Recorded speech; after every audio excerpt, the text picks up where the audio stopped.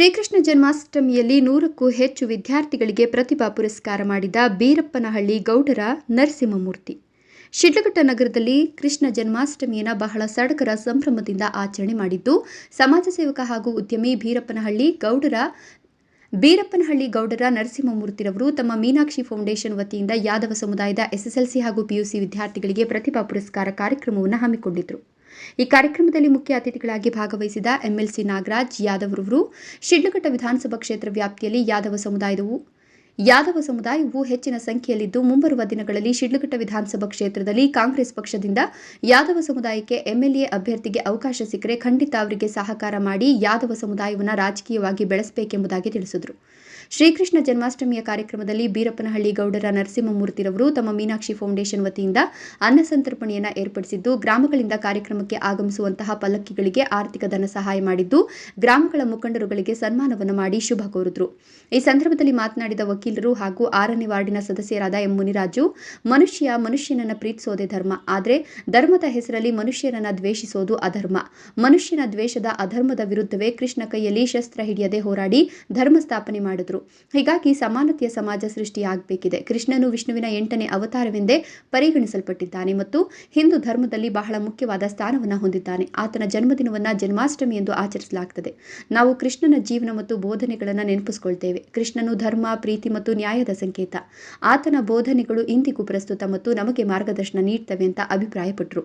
ಈ ಸಂದರ್ಭದಲ್ಲಿ ಮಂಜುಳಾ ನರಸಿಂಹಮೂರ್ತಿ, ಟಿಕೆ ನಟರಾಜ್, ಬೀರಪ್ಪನಹಳ್ಳಿ ದ್ಯಾವಪ್ಪ, ಯಾದವ ಸಂಘದ ತಾಲೂಕು ಅಧ್ಯಕ್ಷ ಅಶ್ವಥ್, ಡಾಕ್ಟರ್ ಸತ್ಯನಾರಾಯಣ ರಾವ್, ಡಾಕ್ಟರ್ ವೆಂಕಟೇಶ್, ಕುರುಬರಪೇಟೆ ಚಂದ್ರ, ಶೇಖರ್, ನಗರಸಭಾ ಸದಸ್ಯ ಲಕ್ಷ್ಮಣ, ಅರಿಕೆರೆ ಮುನಿರಾಜು, ಸೊರಕಾಯಿಲಹಳ್ಳಿ ನಾಗಚಂದ್ರ, ಯುವ ಮುಖಂಡರಾದ ಕೃಷ್ಣ, ಹರಿಕೃಷ್ಣ, ನರಸಿಂಹರಾಜು, ನವೀನ್, ಮಂಜುನಾಥ್, ನಾಗೇಶ್, ವಕೀಲ ಸುದೀಪ್ ಇನ್ನು ಮುಂತಾದವರು ಹಾಜರಿದ್ದರು.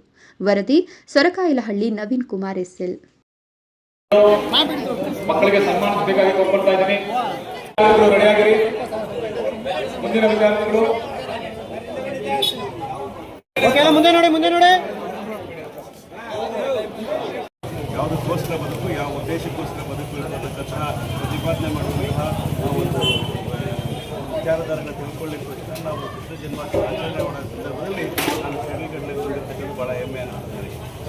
ಮೂರ್ತಿಯವರು ಮತ್ತು ಅವರ ಕುಟುಂಬದಲ್ಲರೂ ಕೂಡ ಮೊದಲೇಬೇಕಾದಂಥ ವಿಚಾರಧಾರೆ ಬಂದಿದ್ದಾಗ ಭಾಳ ಅಂದರೆ ಪುರಾತನ ಕಾಲದ ದೇವಸ್ಥಾನದಲ್ಲಿ ಒಳ್ಳೆಯ ಪೂಜೆಯನ್ನು ಮಾಡಿದ್ದಾರೆ ಮತ್ತು ಪ್ರತಿಭಾ ಪುರಸ್ಕಾರಗಳನ್ನು ಅರೇಂಜ್ ಮಾಡಿ ಇರ್ತಕ್ಕಂಥ ಮಕ್ಕಳಿಗೆ ಪ್ರೋತ್ಸಾಹ ಮಾಡ್ತಕ್ಕಂಥದ್ದು ಬಹಳ ಪ್ರಮುಖವಾಗಿರ್ತಕ್ಕಂಥ ಮಾಡಿದರೆ ಅವರೆಲ್ಲರೂ ಕೂಡ ಅಭಿವೃದ್ಧಿ ಯಾಕೆ ಬಂದಿರೋರು ನಾವು ಭಾಳ ಎಂಕರೇಜ್ ಮಾಡೋದು ಅಂತಂದರೆ ಮಕ್ಕಳು ಹಳ್ಳಿಗಾಡಿನ ಮಕ್ಕಳು 600 ಮಾರ್ಕ್ಗೆ 595 ಮಾರ್ಕ್ಗಳು ತಗೊಳ್ತಾರೆ ಅಂತಂದರೆ ಅವನ್ನು ನಾವು ಪ್ರೋತ್ಸಾಹ ಮಾಡಬೇಕಾಗ್ತದೆ. ಭವ್ಯವಾದ ಭಾರತವನ್ನು ಕಟ್ಟಬೇಕು, ಒಂದು ಯುವ ಭಾರತವನ್ನು ಕಟ್ಟಬೇಕು, ಒಂದು ನವ ಭಾರತವನ್ನು ಕಟ್ಟಬೇಕು ಅಂದರೆ ನಮ್ಮ ಮಕ್ಕಳಿಗೆ ಉತ್ತಮವಾದ ಗುಣಮಟ್ಟದ ಶಿಕ್ಷಣವನ್ನು ಕೊಡಬೇಕಾಗ್ತದೆ ಮತ್ತು ಈ ದೇಶವು ಬೇರೆಯವರಿಗೆ ಮಾದರಿಯಾಗಿರ್ತಕ್ಕಂಥ ದೇಶವಾಗಿ ಮಾಡಬೇಕು ಅಂದರೆ ಅಭಿವೃದ್ಧಿ ರಾಷ್ಟ್ರವಾಗಿ ಮಾಡಬೇಕಾದ್ರೆ 100ಕ್ಕೆ 100ರಷ್ಟು ಹಳ್ಳಿಗಾಡಿನ ಜನಗಳಿಗೆ ನಾವು ಶಿಕ್ಷಣವನ್ನು ಕೊಡ್ತಕ್ಕಂಥ ಕೆಲಸ ಆಗಬೇಕಾಗ್ತದೆ. ನಾನೊಬ್ಬ ವಿಧಾನ ಪರಿಷತ್ ಸದಸ್ಯನಾಗಿ ಭಾಳ ಜವಾಬ್ದಾರಿ ನನ್ನ ಮೇಲೆ ಇದೆ. ಶೋಷಿತ ವರ್ಗಗಳಿರ್ಬೋದು, ಹಿಂದುಳಿದ ವರ್ಗದಿರ್ಬೋದು ಮತ್ತು ಯಾರೇ ಬಡವರಿದ್ದರೂ ಕೂಡ ಅವರ ಶಿಕ್ಷಣಕ್ಕೆ ಒತ್ತು ಕೊಡ್ತಕ್ಕಂಥ ಕೆಲಸ ಮಾಡಿ ಪ್ರೋತ್ಸಾಹ ಮಾಡ್ತಕ್ಕಂಥ ನನ್ನ ಜವಾಬ್ದಾರಿ ಕೂಡ ಮತ್ತು ಅವ್ರಿಗೆ ಸರ್ಕಾರದ ದೊರಕಬೇಕಾದ ಎಲ್ಲ ಸೌಲಭ್ಯಗಳನ್ನ ಕೊಡಬೇಕಾಗಿರ್ತಕ್ಕಂಥದ್ದು ಕೂಡ ಅದು ನನ್ನ ಆದ್ಯ ಕರ್ತವ್ಯ ಕೂಡ ತಿಳ್ಕೊಂಡು ಈ ಒಂದು ಕಾರ್ಯಕ್ರಮ ಬಂದಿರತಕ್ಕಂಥದ್ದು ನಿಜ. ನಾನಕ್ಕೆ ರಾಜ್ಯ ಸರ್ಕಾರದಿಂದ ಇವತ್ತು ಕೃಷ್ಣ ಜನ್ಮಾಷ್ಟಮಿ ಪ್ರೋಗ್ರಾಮ್ ರವೀಂದ್ರ ಕಲಾಕ್ಷೇತ್ರ ಮಾಡ್ತಾ ಇದ್ದಾರೆ.